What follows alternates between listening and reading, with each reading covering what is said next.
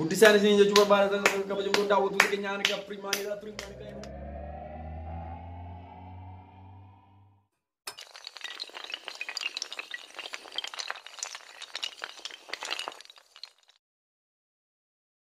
Assalamualaikum warahmatullahi wabarakatuh. Kabajamtoota daawwattoota keenya nageenyi keenya bakka jirtan jechuudha isin hagahu har'a jechuudha sagantaa tokko isinii qabadhee dhufee sagantaa kanatti sun seeniin dura sagantaa jiru isin beeksisa. Osoo sagantaa jiru isin beeksisniin dura jechuudha YouTube kana subscribe gochuudhaan jechuudha nu wajjin akka deemtan nu akka hordoftan isin gaafanna. Har'a jechuudha sagantaa addaa tokko sagantaa isin maal yoo YouTuberoota Oromoon qabdu walitti funaannee akka jabaatanuuf jechuudha. Akka guddatanuuf akka jabaatanuuf jechuudha wantoota jarri qaban wajjin guutuusaa isiniif keenya jechuudha. YouTuberoota kana jechuudha hundumti keessan akka jala seentanii jechuudha subscribe gootanii immoo wantoota isaan dabarsan guutuusaa jechuudha akka irraa waa baratan akka itti bohaartan akka itti immoo namaaf share gootanuu isin neen jechuun barbaada. YouTuberoonni kun eenyu usa jedhamu sanuma keessatti taasisuu dandeenya. Amma gaa YouTuberin ijoolleen Oromoo jechuudha. YouTuber banattee ergaa adda addaa isin qoodde biyya Itoophiyaa hin jirre jechuudha. Biyya Itoophiyaa keessa taa'anii ijoollee hedduu godhaa jiran. Ijoollee kana keessaa YouTuber jajjabaa keessaa jechuudha. YouTuber jajjabaa amma subscribe isaa baay'ee fagaatee jiru tokko isinii kaasuu barbaada. Shimee maan sarkaa duraarratti argama. Shimeemaan egaa akka oduuttis oduu wayitaawaa kana oduu addunyaa kanarra jiru jechuudha. Shimeemaan kunoo kan argaa jirtan kana Shimeemaan oduu wayitaawaa addunyaa kanarra jiru jechuudha. Haaraa isaa jechuudha. Amma yeroo isaatti jechuudha kan qabatee deemu akkasumas immoo akka bifa oduutiin jechuudha wantoota adda addaa kan dabarsuu fi oduu ho'aa amma jedhamee oduu darbaaru kan dabarsudha. YouTuber kun YouTuber ijoollee Oromoodha. Shimeen biyya Itoophiyaa keessaa Baalee Gassaalaa jiraatu fakkaata. Amma gara Finfinnee yoo dhufe hin beeku malee. Shimeen egaa namoota hordoftoota nama 10,010 ol qaba jechuudha. 10,010 akkas waan akkanaati. Hordoftoota isaa kanatti daddabaltanii jechuudha 200,200 200,300 akkasiin galchitanii jechuudha. Nama kana guddiftanii akka jala deemtanii jechuudha wantoota inni dabarsu guutuusaa irraa baratan jedhee kan kaadha. Shimeen namni guddachuu nama hawwuudha. Nama YouTuberaa nama guddisuudha jechuudha kan guyyaa carraaqudha an argeera. Maaliif maqaa akkanaan banadhu akkanatti yoo bante akkana siif ta'a akkanatti yoo bante akkana siif ta'a nama jedhee na qursaa turedha jechuudha karaa YouTube kanaan jechuudha. Shimeen kanaan duras jechuudha aappii adda addaa isin hojjetee akkaataa edit itti godhan waa hundaa isin hojjetee jechuudha nama isiniif dhiyeessaa turedha namni kun jechuudha. Kanaaf nama kana guddisaa jala galaati jechuudha YouTubera habashaa jiraniti guddisaati ittiin qixxeessaa. Amma YouTubera habashaa olaallee 500 jira 600 jira 450 jira 250 jira.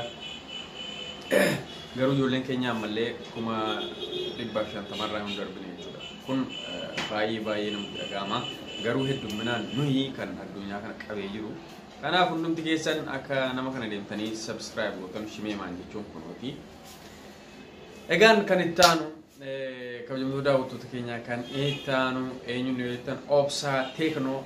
Obsaa Teeknoo nama 111 akkas qaba. Obsaa Teeknoo jechuun egaa nama kanaan dura biyya Saudi Arabiyaa keessa taa'aa ture. Biyya Saudi Arabiyaa keessa immoo nama wallolee jechuudha. Akka nama wallolee jechuun ijoollee ollaatiin namitti ijoollee Amaaraa sanaa wallolee nama Amaaraa sun immoo qaaltiin Amaaraa sun immoo baammanaa ishee poolisiidha. Akkasiin mucaan kun qabamee gara mana hidhaatti darbamee waggaan tokkotti murtaa'ee nama baheedha. Waggaa sana sun garuu bahee waggaan sun akkamitti murtaa'ee seedhan immoo Obsaa Ahmadiin yookaan Obsaa Teeknoo waraqaa forjii jechuudha ID Facebook yeroo cufamee ID fake account banee akkasiin Facebook nama duraa cufamee ijoollee Oromoo sabboontootaaf waan adda addaa kanaaf banaa ture. Namni kun galatas qaba. Akkasiin waraqaan sun yeroo qaalittiin tarii poolisatti fiddee manni isaa caccabeenaan poolisatti fiddee yeroo jedhamu manni keessi akka sakattaamu yeroo godhanu waraqaa poorjidii sana jechuudha. Mana keessaa habbaan yookaan immoo lakkoofsaan 15 kan ta'u achi keessatti argame jechuudha. Namni kun mana hidhaatti darbamee waggaan tokko akkatti murtaa'u jedhamee waggaan sun yeroo itti murtaa'u garuu namni kun mormeeti kootii miti seeruudhaan mana sana nama biraarraan kireeffadhee nama kanaarraan kireeffadhaan wanta beekuu qabu jechuudhaan namni kun akkasiin mormee hidhaa sana ilaa bahee amma gara biyyaa jira. Namni kun kanaan duras aappii adda addaa isin hojjetee aappii bareedaa isin hojjetee isin gargaaraa ture jechuudha. Irratti barsiisaa akka itti godhanu waan adda addaa irratti isin barsiisaa ture. Nama cimaa yuutuubarii cimaa ijoolleen Oromoo qabdu keessaa isa tokkodha. Kanaaf hundumti keessan nama kana subscribe godhaa. Amma immoo gara biyyaatti galee jechuudha. Ijoollee biyya jiran wajjin hojjetaara. Jabaadhaatii jajjabeessaa biyya sana akkuma beekamu neetworkiin hin jiru. Dadhabaadha. Kanaaf jajjabeessaa jarri immoo jechuudha nurraa afaan jiran yeroo hundumaa jechuudha nu wajjin iyyaa nuuf wanta tokko dabarsuudhaaf jechuudha wanti yeroo godhaan jiru. Kanaaf hundumti keessanuu obsaa teeknoo kana subscribe godhaatii daawwadhaa fi isiniin jechuun barbaada.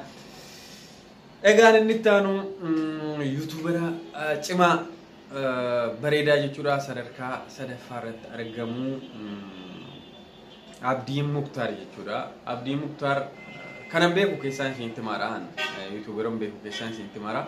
Abdii Muktaar jechuudha. Abdii Muktaar nama karaa saayinsawaa ta'een wantoota tokko isin barsiisaa ture. Karaa saayinsawaa wantoota doktora godhan guutuu isaa jechuudha harkaan hojjetee yeroo ammaa kanatti jechuudha wanta godhamu godhee kan isin barsiisaa ture. Akkasumas immoo aappiis barsiisaa ture yeroo isaatti jechuudha. Amma immoo jechuudha sagantaa bashannansiisuu jechuudha sammuu yaraa bohaarsan jechuudha haadha manaa isaatii wajjin jechuudha.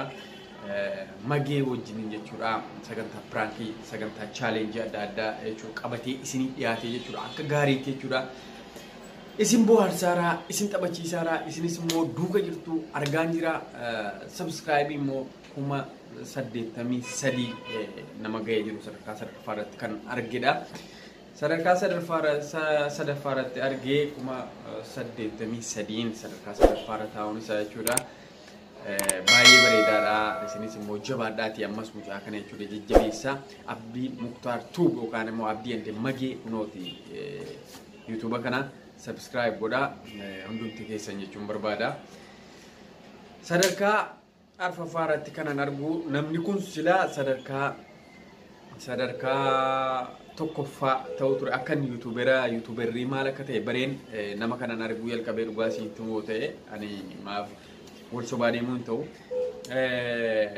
Yaasiin jedhama namni kun Yemanii keessa jiraata YN Oro Tube naman jalqaba ka'ee yuutuubiin argedha yuutuuber irratti argedha.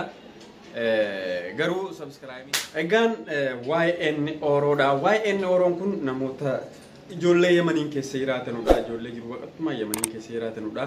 Yaasiin ammaa miti kanan beeku bara 2014 akkasii 2013 akkas 14 beeka yeroon bakka biraa jirutti an beeka jechuudha.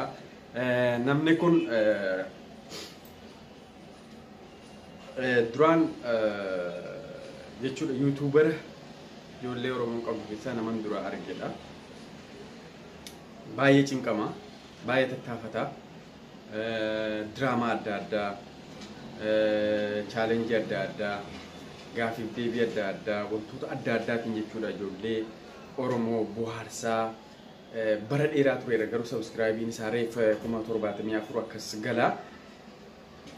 Yuutuubera kana cimsaa itti fayyadamaa itti bohaaraa guddisaatii 250 300 galchaa fi isin jechuu barbaada. Maaliif nuti akka baay'ina keenyaatiin silaa ijoolleen Oromoo jechuudha subscribe jira 600 ol ta'uu qaba hundisaa jechuudha. Maaliif nuti hedduminaan nama sadarkaa irratti jechuudha akka Afrikaatu sadarkaa sadaffaarra jirra. Kanaaf hundi keessan akka Yaasiin YN Oro kana jechuudha kun kan argaa jirtan kana subscribe gootanii like gootanii hordoftanii jechuudha sagantaa babbareedaa ni dhiyeessuu irratti akka hirmaatanii jechuudha share gootanii fi akka guddiftan isin jechuun barbaada maaliif yoon ofiin guddanne akka namni guddatu jibbuun qabu jajjabeessuun qabu malee nama sana jechuudha maaliif irraa waa baraa namni kun tarii na guddisa yookaan immoo wantan godhu wantan YouTube keessatti gochuudhaaf maluu fi wantan gochuuf hin malle na gochuu danda'a waan ta'eef akka nama kana bira dhaabbattanii guddisna isin jechuun barbaada jechuu barbaadeetanii YouTuber arfaaf shanaffaan nama arfaadha shanaffaa irratti kana qabadhee dhufee Ready Adamidha. Ready Adam ni beektu akkuma jaroota kaanii jechuudha bifa oduutiinis ni dabarsaa wantoota haaraa jechuudha wantoota waltaawaa ta'ee amma yeroo ammaa kanatti darbu jechuudha wantoota haaraa qabatamee deemu jechuudha kan YouTuber fuudhee simbiraan gahudha wantoota biyya Arabaa kana keessatti godhamu fayii yeroo yerootti wanta godhamu jechuudha akka keessatti immoo bifa diraamaatiin akkasumas immoo bifa qeeqaatiin wantoota adda addaa irratti kaafamee haasa'amee jechuudha akka namni irraa hubatu YouTuber godhudha jechuudha Ready Adam mucaa qaxaleedha cimaadha wantoota haasa'uuf wantoota taane wantoota ta'us wantoota wal bira qabee nama laalee jechuudha wanti kun akkanaa jedhee sammuu isaa amansiisee nama dubbatudha jechuudha kanaaf YouTuber kana jechuudha reef 75 afur akkas gahaara natti fakkaata kanaaf YouTuber kana guddisaa irraa baradhaa waliin deemaa jajjabeessaa akkaataa inni guddatu irratti hojjedhaa isiniin jechuun barbaada maaliif nuti hedduminaan baay'ee hamma heddummaan ne jiru kanatti immoo akka wal gargaaru akka wal bira dhaabbannu akka wal guddisnu wal gorsuun baay'ee barbaachisaadha kanaaf hundumti keessanuu jechuudha YouTuber kana subscribe godhaatii like godhaatii share godhaatii jechuudha waliif illee daddabarsaatii guddisaa 500,600 galchaa fi ijoollee Oromooti kanaaf kana isin jechuu barbaada inni jahaffaan Beeki Show innis qaxalee gurbaatii wantoota biyya Arabaa kana keessatti ta'u yeroo yerootti jechuudha YouTuber simbiraan gahaa turedha Beeki Show an dhugaa isin dubbachuun barbaade biyyoota Arabaa jiran si'a duraan garuu akka inni biyya jiru dhiyeenya yeroo inni gaa'ela sirna qubeelaa haadha manaa isaatiif godhudha kanan baree akka inni biyya jiru gurbaan sun yeruma hunda jechuudha akka nama biyya alaa jirutti jechuudha neetworkii akka itti fayyadamu beeku dafee wanti ta'e gadhiisa sababa kanaaf akka inni biyya keessa jiraaree seequ shakke jechuudha kanaaf hundumti keessanuu nama kana jechuudha oduu wayitaawaa barbaadan mudannoo adda addaa dhaggeeffachuu barbaadan seenaa adda addaa qorattanii yookaan immoo achirratti haasawuu barbaadan jechuudha Beeki Show kana jechuudha subscribe godhaa kunooti Beeki Show kan argaa jirtan kana akkanatti jechuun mul'atanii yeroo irra babaan hundumti keessanuu arguu dandeessu waan ta'eef hundumti keessanuu akka ijoollee kana jechuudha subscribe gootanii like gootanii bira dhaabbattanuu innis mana 75 jaawii keessa jira dafaati guddisaa isiniin jechuun barbaada inni biraan gurbaa qaxaleedha garuu ammallee inni subscribe isaa kuma mana 30 wayii keessa jira asliin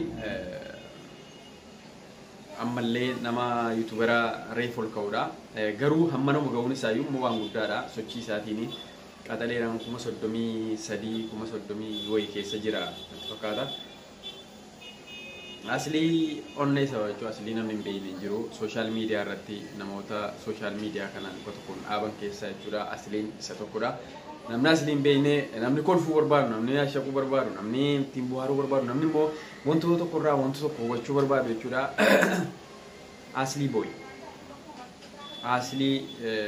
boy kan jedhu YouTuber asli boy kan jedhu hordofaa asli boy ka ijoollee qaxalee ijoollee cimtuudha wantoota haasaan wantoota confidence guutuudhaan nama dubbatudha kanaaf hundumti keessanuu jechuudha YouTuber kana dafaatii ijoollee hiriyoota isaatiin qixxeessaa isin jechuun barbaada amma kuma 30 wayii keessa jira dafaatii kuma 80 kuma 90 kuma 100 kuma 200 galchaa fi ittiin bu'aaraa guddisaa jechuun barbaada akkasitti inni torbaffaan immoo qaxalee mucaa jechuudha gurbaa cimaa jechuudha gurbaa waa hedduu biyya keessa jiraa fi biyya alaa jiraan kan harkaa bade jechuudha ijoollee qaxalee sammuu kanatti fayyadamtu jechuudha ijoollee qaxalee eenyuun yoo jettan Mark Show namni hin beekne jiru gidduu kana jechuudha torban darbe keessa sagantaa wayii fidee sagantaan sun baay'ee bareeda anillee amma akka react afaan oromootiin jechuudha sagantaa sana jalqabuu laatee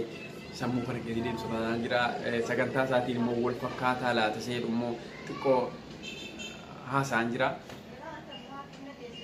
maaliifuu wantoota hungoonaa sagantaan sun baay'ee bareeda sagantaan ni qabatee dhufe sun baay'ee bareeda maarkiin kana jajjabeessaa ijoollee biyya keessa jirtudha ijoollee qaxaleedha